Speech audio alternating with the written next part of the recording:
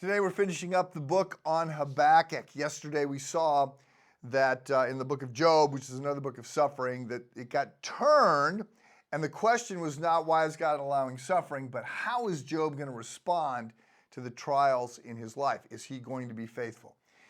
We get a very similar thing happening in the book of Habakkuk.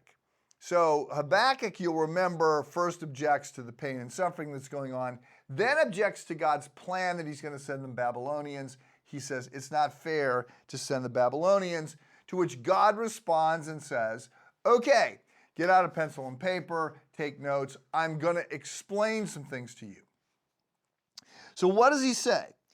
Well, in the book of Habakkuk, as we move through it, God gives to Habakkuk a vision that he says is going to be slow in unfolding, but it is a vision in which the righteous person will live by faith, and that their confidence is going to be placed in God, who is going to deliver, and that there will be a day when the Babylonians are going to be judged and when there will be justice established on the earth.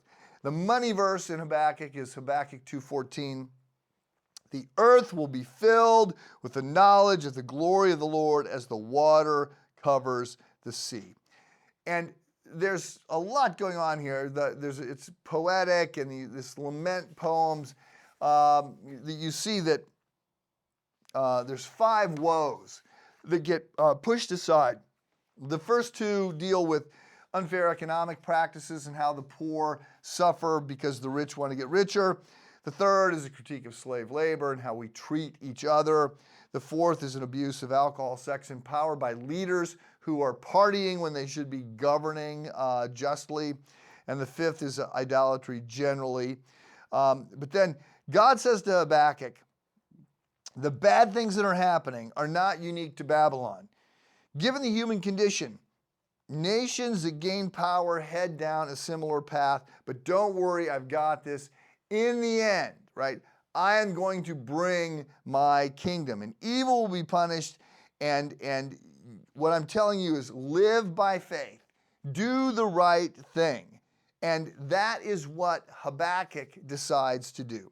So the book ends, chapter 3. Though the fig tree should not blossom, nor fruit be on the vines, the produce of the olive fail, and the fields yield no food, the flock will be cut from the fold, and there will be no herd in the stalls.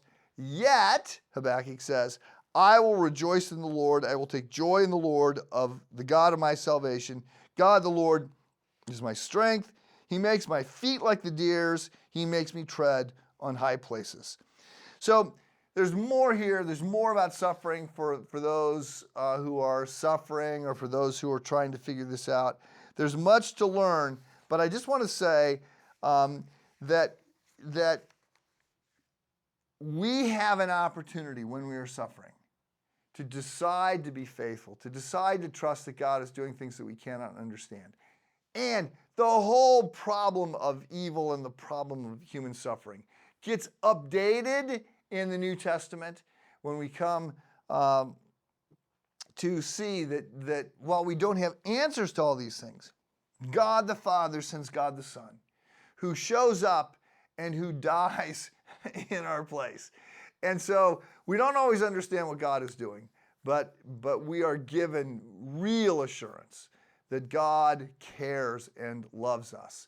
And he is promising us that this is all eventually going to be worked out. He's got things under control. Have a good day.